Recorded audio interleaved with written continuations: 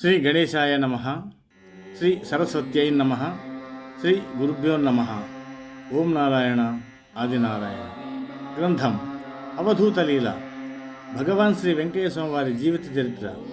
నిత్యపారాయణ గ్రంథం. రచన శ్రీ పెసర సుబ్రహ్మణ్య మాస్టర్ గారు, గులగమూడి. గురు దర్శనం. నేను శ్రీ భరద్వాజ్ మాస్టర్ గారిని హమేషా దర్శించేవాడను. కానీ వారు చెప్పినట్లు శ్రీ వెంకయ్య స్వామి వారిని మాత్రము దర్శించలేదు. నా యందు ప్రేమతో ఒక్క సంవత్సరం అలా చెప్పి చివరకు శ్రీ స్వామివారిని దర్శించకుంటే నా దగ్గరకు రావద్దన్నారు. నా ముఖము వివరణమైంది. అది గుర్తించిన ఆ ప్రేమమూర్తి శ్రీ స్వామివారు, భూమి మీద దేవుడు, వెళ్ళి పరీక్షించుకో అన్నారు. పరీక్షా విధానం కూడా వారే చెప్పారు. 1. ఎవరి నుండి ఏమీ గ్రహించని శ్రీ స్వామివారు నన్నడిగి తినేందుకు పెట్టించుకోవాలని, ఎవరిని తాకనివని శ్రీ స్వామివారు నా చేత తన కాళ్లకు నూనె పూయించుకోవాలని కోరుకోమన్నారు. నేను, నా స్నేహితుడు శ్రీ టీవీ శేషగిరిరావు గారు వెళ్ళి శ్రీ స్వామివారి సన్నిధిలో కూర్చున్నాము. కొత్తవారు శ్రీ స్వామివారి పాదాలు తాకకుండా కాపలా ఉండే రోసిరెడ్డి గారు, గురువయ్య గారు ఎటో వెళ్ళారు. వెంటనే శ్రీ స్వామివారు తినేందుకేమన్నా పెడతావయ్యా అని అడిగారు. చేయి చాపారు. మేము తీసుకెళ్లిన బెల్లము, శనగలు పొడి చేసి తెచ్చేలోగా రోసిరెడ్డి గారు, గురువయ్య గారు వచ్చి ఆ పొడి వారు పెట్టబోతే అంగీకరించక నా చేత పెట్టించుకొని తిన్నారు. అదేవిధంగా కాళ్ళకే కాకుండా శరీరమంతా నూనె నా చేత మద్దించుకున్నారు. స్నానం కూడా నేనే చేయించాను. అది మొదలు శ్రీ స్వామివారి ఎడల భక్తి కుదిరింది. శ్రీ సాయి సకల సాధు స్వరూపి కనుక గురు పౌర్ణమి నాడు మేము చేయబోయే శ్రీ సాయినామ యజ్ఞాన్ని శ్రీ స్వామివారు రావాలని శ్రీ సాయినాథునికి విన్నవించుకున్నాము. ఎన్నో మార్లు ఆహ్వానించినా ఇప్పుడు కాదన్న శ్రీ స్వామివారు ఆనాడు మా ప్రార్థన మన్నించి మా గృహానికి విచ్చేయడమే కాకుండా శ్రీ శేషగిరిరావు గారింట్లో జరిగే నామయజ్ఞాన్ని ఆశీర్వదించి వచ్చారు. నేను శ్రీ సాయి చరిత్ర పారాయణ చేస్తుంటే ఒకరోజు శ్రీ స్వామివారు నా స్వప్నంలో చమురు లేకుండా కాల్చు అని ఆజ్ఞాపించారు. తెల్లవారి శ్రీ స్వామివారిని అడిగితే మౌనం వహించారు. కానీ చమురు పదార్థాలు తిన్నప్పుడు నాకున్న ఆయాసం, జబ్బు హెచ్చడంతో శ్రీ స్వామివారి సందేశం నాకు ఇప్పుడు అర్థమైంది. 1980 సంవత్సరంలో నేను కొన్నాళ్ళు శ్రీ స్వామివారి సన్నిధిలో ఉండి సేవిస్తానంటే నీ అన్నం నీవు తింటూ ఉండ అన్నారు. అట్లా ఎందుకు స్వామి అంటే వాళ్ళు బాపనళ్ళు తినకూడదని సెలవిచ్చారు.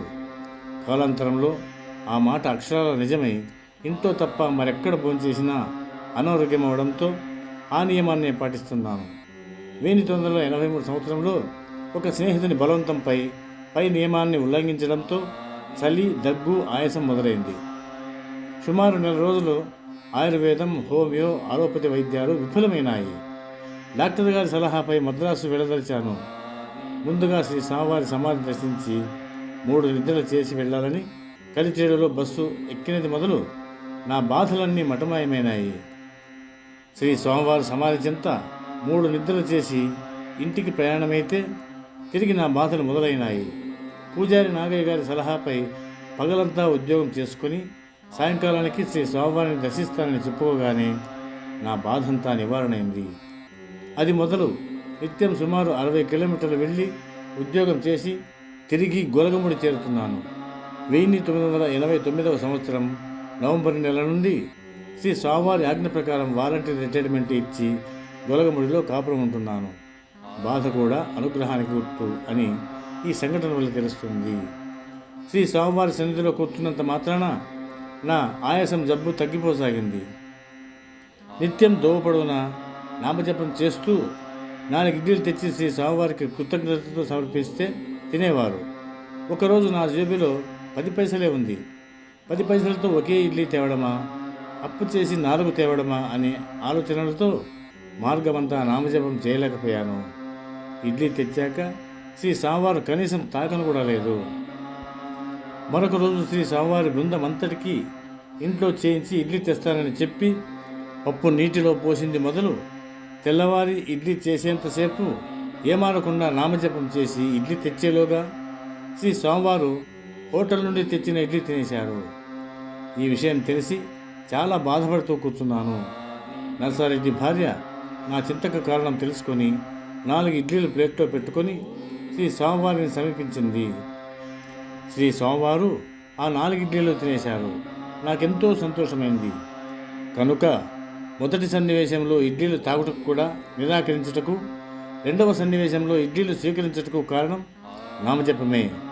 కనుక అందరూ శ్రీ స్వామివారికి ప్రీతిపాత్రమైన నామజపం చేసి తరించాలని నా ప్రార్థన.